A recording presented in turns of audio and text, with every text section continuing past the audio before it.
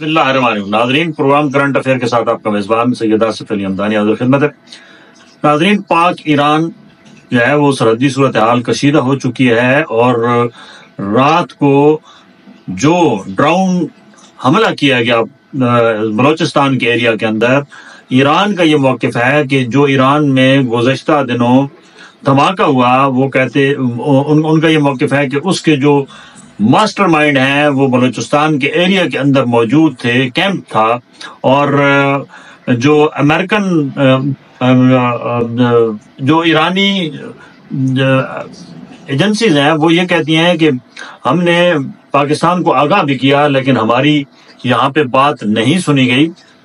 और जो international media है उसके मुताबिक जो ये है कि ईरान ने जब बात ना सुनी गई, पाकिस्तानी हुकाम ने नहीं सुनी, तो फिर ईरान ने ड्रोन जो है वो हमला किया।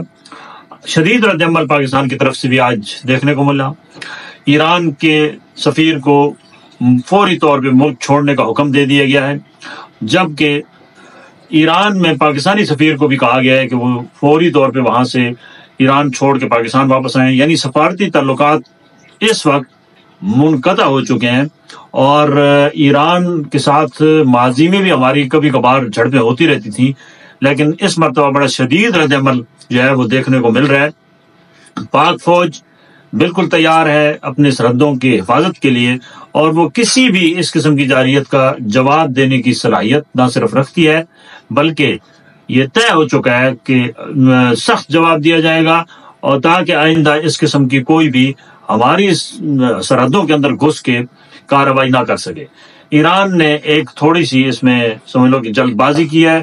चाहिए यह था कि वो हमारी जितनी भी सिक्योरिटी फोर्सेज हैं उनको एतमाद में लेते और एक ज्वाइंट ऑपरेशन करते। अगर कोई यहाँ पे कैंप था भी जो बकौल ईरान इंटेलिजेंस के कि यहाँ से जो है वो मास्टरमाइंड जो है वो प्लानिंग करता है, और ईरान के अंदर जो धमाके होते हैं वो यहाँ से उसका कंट्रोल सिस्टम यहाँ पे है, अगर था तो कम से कम उनका एक इखलाकी फर्ज बनता था, क्योंकि इंटरनेशनली ये लॉ भी है कि आप हमारे जितने भी दिफा के जो हमारे शोबा है उससे राब्ता करें, हमारी फोर्सेस से राब्ता करें, और उनके साथ वो सारी जितने भी सबूत आपके पास हैं वो शेयर करें।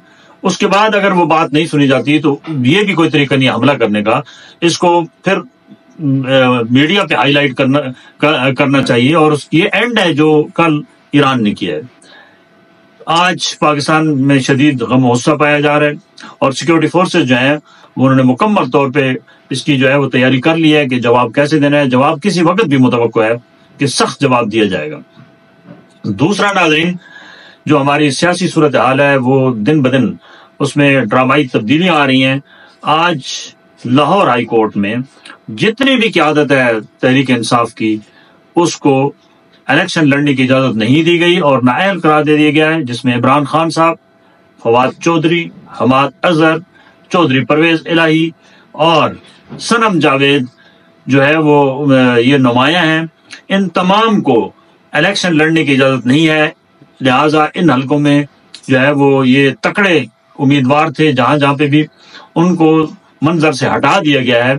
और इस इलेक्शन में 2024 जिसकी तैयारियां आखिरी मराहिल में हैं, बैलेट पेपर्स की छुपाई जोरों शोर से जारी है, और ये तसव्वुर दिया जा रहा था कि शायद लाहौर हाई कोर्ट से रिलीफ मिल जाएगा, लेकिन लाहौर हाई कोर्ट से रिलीफ ना मिला, और ये तमाम जितनी मेन क़यादत है उसको इलेक्शन लड़ने की इजाज़त नहीं दी गई। वो इस इलेक्शन में से आउट हो चुके हैं। आगे आने वाले दिनों में मजीद जो है वो तहरीक इंसाफ के गिर्द घेरा तंग किया जा रहा है। 9 मई के जितने भी मास्टर माइंड समेत जितने लोग थे उनके केसेस आखिरी मराहिल में हैं। उनकी पकड़ दकड़ का जो है वो सिलसिला दोबारा शुरू होने वाला है, और क्योंकि उसके ऊपर होमवर्क किया गया है, इंटेलिजेंस जितनी रिपोर्ट्स थी वो इकट्ठी की गई हैं, सबूत इकट्ठे किए गए हैं, और एक बना लिया गया है कि जिस जिस अजला में भी जिन जिन लोगों मुलव्वस पाए गए उनको घरों से उठाया जाएगा। उसकी प्रॉपरली जो है वो प्लानिंग हो चुकी है, और इलेक्शन से पहले बहुत ज़्यादा PTI के मजीद लोग जो हैं उनके गिर्द نہ صرف گھیرا تنگ کیا جا رہا ہے بلکہ وہ جیلوں میں ہوں گے. یہ طے ہو چکا ہے کہ کسی کے ساتھ بھی کوئی رعایت نہیں برتی جائے گی. جو اس وقت صورتحال ہے اس میں تحریک انصاف کا آگے جو ہے وہ حالات مزید جو ہے وہ ٹھیک نظر نہیں آ رہے ہیں، اور بہت کم چانسز ہیں کہ پی ٹی آئی کو کہیں سپیس مل جائے، ورنہ یہ کام اب پی ٹی آئی کا تقریباً تمام ہو چکا ہے. اور پی ٹی آئی کے جو عمران خان ہیں ان کے اوپر بھی مزید کیسز جو ہیں ان کے اندر ان کی گرفتاری ڈالی جا رہی ہے. 9 مئی کا ماسٹر مائنڈ کا بھی انہی کو قرار دیا جا رہا ہے، اور سخت ترین سزا کی بھی جو ہے وہ اس پروسیس جو ہے وہ کیا جا رہا ہے، اور شاید عمر قید بھی ہو سکتی ہے یا سزائے موت بھی ہو سکتی ہے. یہ آنے والے دنوں میں یہ سپریم کورٹ کے اندر یہ سارے معاملات طے ہونے ہیں، اور سپریم کورٹ کی ڈائریکشن واضح طور پہ نظر آ رہی ہے کہ سپریم کورٹ نے بالکل نہیں چھوڑنا ہے، کوئی سپیس نہیں دینی ہے، کوئی ریلیف ملنے کے چانس 1% بھی نہیں ہے. بہت شکریہ. اپنے گرد و نواح کے لوگوں کا خیال کیجیے گا.